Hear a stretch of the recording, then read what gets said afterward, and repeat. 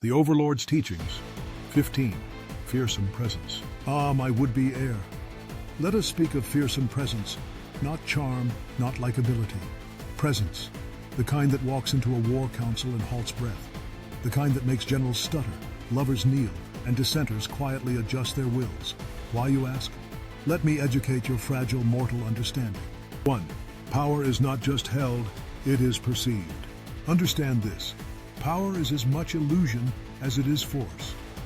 You may command legions. You may possess the minds of scholars, the wealth of worlds, the force of dreadnoughts.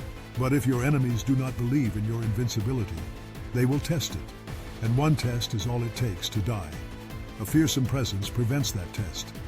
It replaces curiosity with compliance. It whispers to the spine of rebellion, not today, not against him. 2. Presence is a weapon that precedes you. Tactics require planning. Weapons require proximity. But presence travels ahead of you, like a storm front of inevitability. It becomes myth. It spreads through rumor, propaganda, nightmare, and battlefield whisper. Before you arrive, your enemies have already imagined their defeat. Before you speak, their mouths are dry. Before you strike, their morale has collapsed. You are not a man. You are a moment in history. You are the grim silence before an empire dies. 3. Fearsome presence is the ultimate force multiplier. With this virtue, you reduce your need for force. Armies surrender sooner. Diplomats concede faster. Traitors hesitate longer. Crowds obey with joy, or at least the most productive kind of terror. One overlord with presence is worth 10 without it. You are remembered longer, obeyed more completely, and survive far less often. Presence is power without motion, the hurricane before the wind. Do you feel it now, the chill in the air? That's the realization creeping up your spine. You are not feared yet, but you will be. So, you seek to become the shadow that frightens empires, the whisper that crushes uprisings, the name that silences rooms. Very well. Let me teach you how to forge fearsome presence, not born from noise, but cultivated like a weapon of silence sharpened over time. 1. Master the theater of the mind. First, become a psychological architect. Study the minds of those you would rule. Sociology, archetypal mythology, behavioral psychology, evolutionary fear triggers. You must understand the primordial shadows that stalk the subconscious, the lizard brain that still believes in monsters. Why? Because you are to become that monster. Craft your image not for your ego, but for maximum psychic disruption.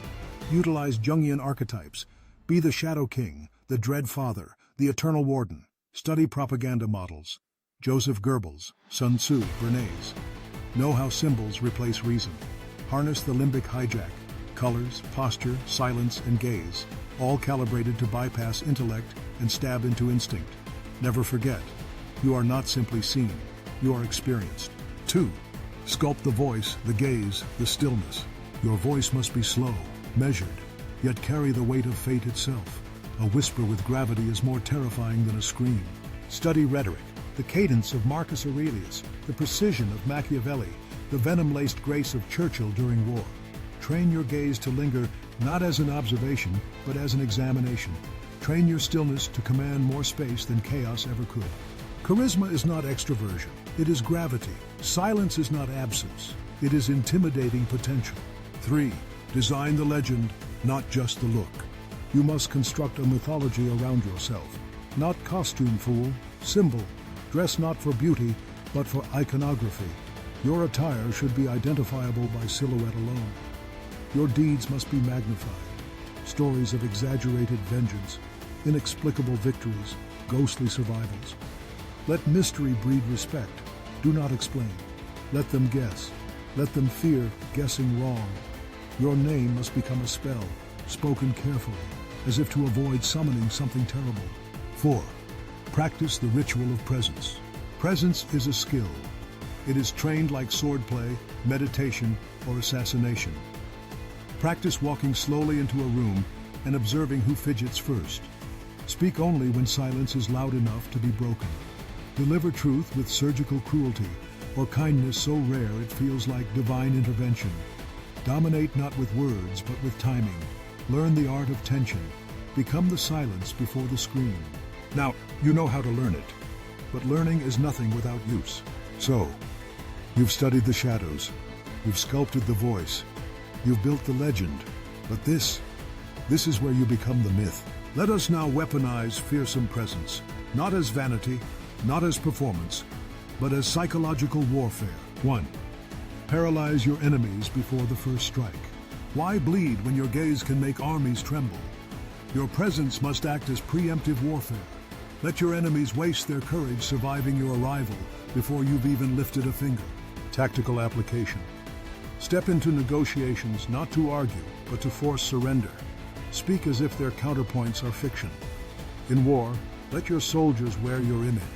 1,000 masks of the Overlord. Fear multiplies faster than bullets. Your silence should scream, I do not need to kill you. I merely choose not to, yet. Victory, my successor, often belongs to the one who appears invincible first. 2. Command loyalty without begging for it. People do not die for the kind. They die for the inevitable. Be the inevitable. Make people want to belong to your myth. They must fear disappointing you more than dying for you. Tactical application. In court, never ask for obedience. Expect it. Reward it with subtle nods of approval that feel like anointment. In betrayal, never rage. Smile. Let the traitor realize their execution was scheduled long before their treachery. In victory, credit your cause, not yourself. That way, you remain the divine executor, not the arrogant commander. Fearsome presence inspires not because it is loud, but because it is absolute. 3. Expand without force. Influence as conquest. The greatest empires are built not by swords, but by ideas in the mouths of strangers. When your presence becomes legend, your shadow governs before your armies arrive. Tactical application. Whisper threats through poets. Spread rumors through merchants. Let your name become prophecy. Allies will convert before conflict. Cultures will kneel, believing they chose you freely. Make others aspire to be you. Not through mimicry, but through inevitable submission to your persona. And when that moment comes, they won't call it conquest, they'll call it destiny. And thus, you learn to wield fearsome presence, not as showmanship, but as a planet killer of the psyche.